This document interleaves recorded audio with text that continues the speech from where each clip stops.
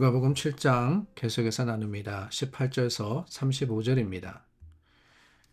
요한의 제자들이 이 모든 일을 그에게 알리니 요한이 그 제자 중 둘을 불러 주께 보내어 이르되 오실 그이가 당신이오니이까 우리가 다른 일을 기다리오리이까 하라 하되 그들이 예수께 나아가 이르되 세례 요한이 우리를 보내어 당신께 여쭈어 보라고 하기를 오실 그이가 당신이오니이까 우리가 다른 일을 기다리오리이까 하더이다 하니 마침 그때 예수께서 질병과 고통과 및 악귀 들린 자를 많이 고치시며 또 많은 맹인을 보게 하신지라. 예수께서 대답하여 이르시되 너희가 가서 보고 들은 것을 요한에게 알리되 맹인이 보며 못 걷는 사람이 걸으며 나병 환자가 깨끗함을 받으며 귀먹은 사람이 들으며 죽은 자가 살아나며 가난한 자에게 복음이 전파된다 하라. 누구든지 나로 말미암아 실족하지 아니하는 자는 복이 있도다 하시니라. 요한이 보낸 자가 떠난 후에 예수께서 무리에게 요한에 대하여 말씀하시되 너희가 무엇을 보려고 광야에 나갔더냐? 바람에 흔들리는 갈대냐? 그러면 너희가 무엇을 보려고 나갔더냐? 부드러운 옷 입은 사람이냐? 보라, 화려한 옷을 입고 사치하게 지내는 자는 왕궁에 있느니라. 그러면 너희가 무엇을 보려고 나갔더냐? 선지자냐? 옳다. 내가 너희에게 이르노니 선지자보다도 훌륭한 자니라. 기록된 바 보라, 내가 내 사자를 내 앞에 보내노니 그가 내 앞에서 내 길을 준비하리라 한 것이 이 사람에 대한 말씀이라. 내가 너희에게 말하노니 여자가 낳은 자 중에 요한보다 큰 자가 없도다. 그러나 하나님의 나라에서는 극히 작은 자라도 그보다 크니라 하시니 모든 백성과 세리들은 이미 요한의 세례를 받은지라. 이 말씀을 듣고 하나님을 의롭다 하되 바리새인과 율법 교사들은 그의 세례를 받지 아니하므로 그들 자신을 위한 하나님의 뜻을 저버리니라. 또 이르시되 이 세대의 사람을 무엇으로 비유할까? 무엇과 같은가? 비유하건대 아이들이 장터에 앉아 서로 불러 이르되 우리가 너희를 향하여 피리를 불어도 너희가 춤추지 않고 우리가 곡하여도 너희가 울지 아니하였다 함과 같도다. 세례 요한이 와서 떡도 먹지 아니하며 포도주도 마시지 아니하며 너희 말이 귀신이 들렸다 하더니 인자는 와서 먹고 마시매 너희 말이 보라 먹기를 탐하고 포도주를 즐기는 사람이요 세리와 죄인의 친구로다 하니 지혜는 자기의 모든 자녀로 인하여 옳다함을 얻느니라.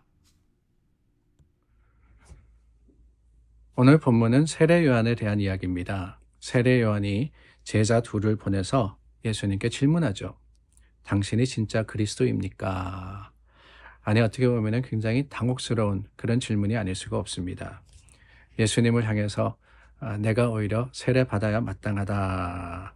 성령과 불로 세례를 줄 자가 오셨다라고 외쳤던 그 요한 아닙니까? 근데 요한이 의심에 섞인 질문을 하는 거예요. 왜 그랬을까? 요한의 마음이 달라졌을까? 요한이 자신이 잘못했다, 실수했다라고 생각했을까? 다름이 아닙니다. 18절에 보니까 요한의 제자들이 요한의 이 모든 일을 요한에게 이야기했을 때 예수께 제자를 보내서 질문했다라고 했죠. 모든 일 그랬는데 무슨 일이냐? 다름이 아닙니다. 앞장을 보면은 크게 두 가지가 눈에 띕니다. 하나는 예수님께서 치료의 사역을 하신 겁니다. 오늘 본문에도 제자들이 왔을 때 고침의 사역을 하고 계셨습니다.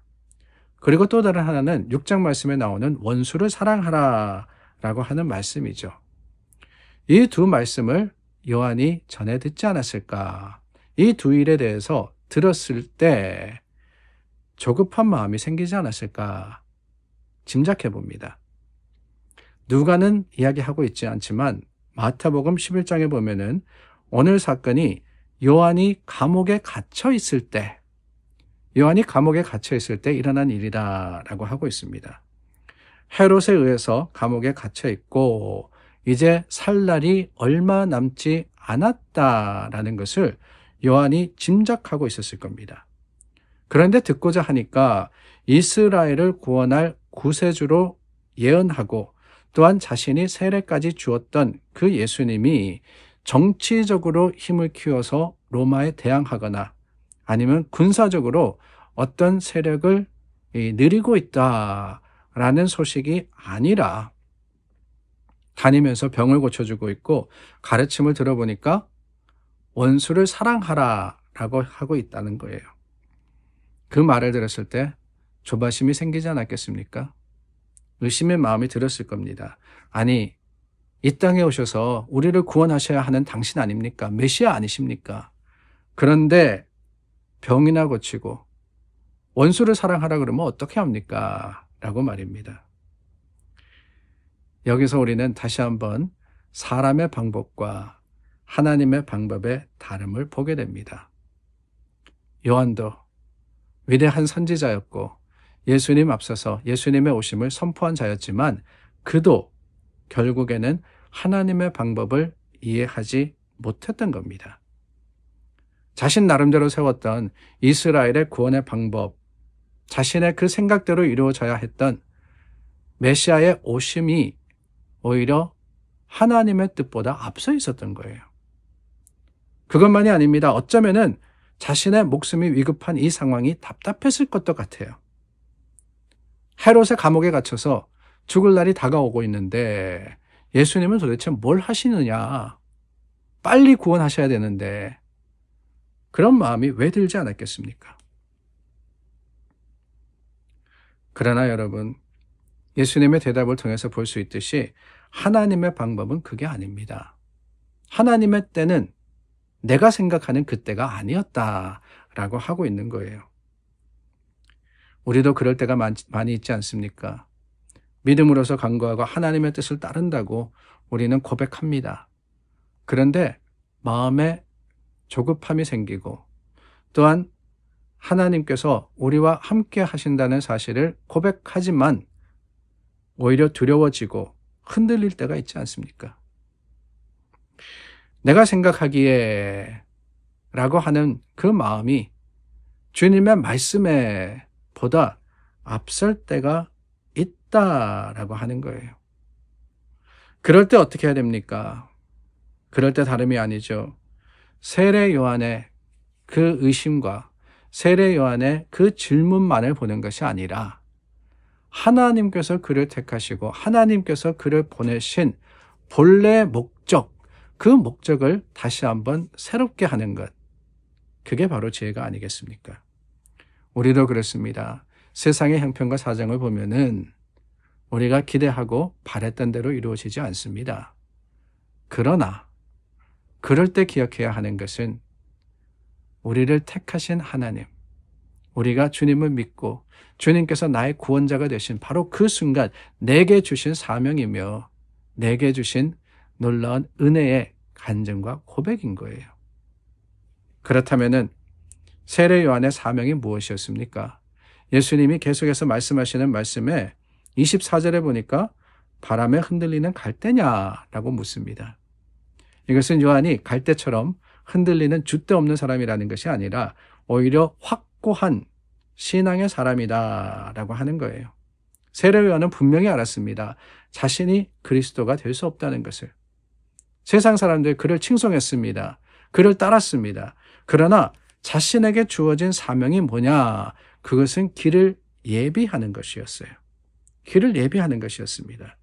그리스도의 길을 예비하는 그 사명에 분명한 흔들림이 없는 믿음과 소망으로 나아간 그 요한. 그것이 우리가 바라봐야 되는 처음 마음이 아니겠습니까? 또한 예수님께서 요한에 대해서 부드러운 옷 입은 사람이냐 보라라고 했습니다. 이것은 세상에 욕심이 없는 사람이다라고 하는 거예요.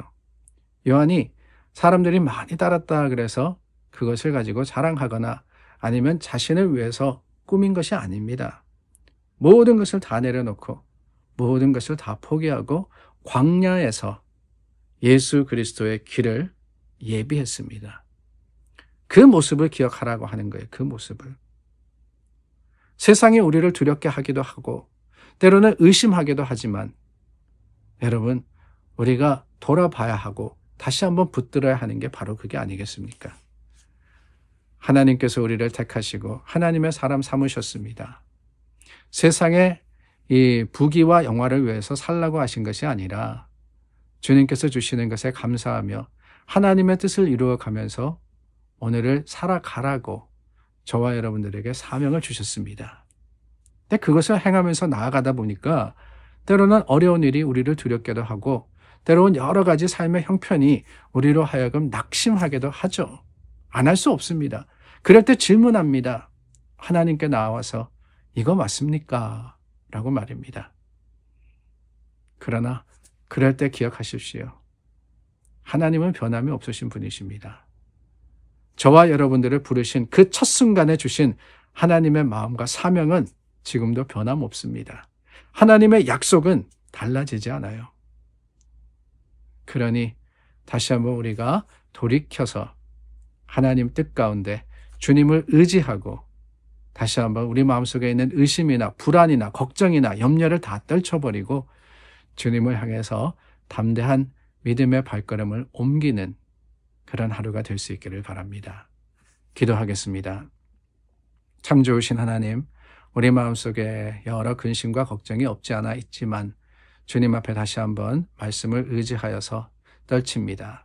하나님 우리에게 주신 그 약속에 변함없는 은혜와 능력이 오늘 우리 믿음의 자랑이 되고 또한 삶을 이끄는 힘이 되게 하여 주시옵소서. 예수님의 이름으로 기도드립니다. 아멘. 하루를 믿음 가운데 시작하신 여러분, 삶에 어디 있든지 하나님께서 그곳에 함께 하심을 확신하며 믿음으로 승리하시기를 축원합니다.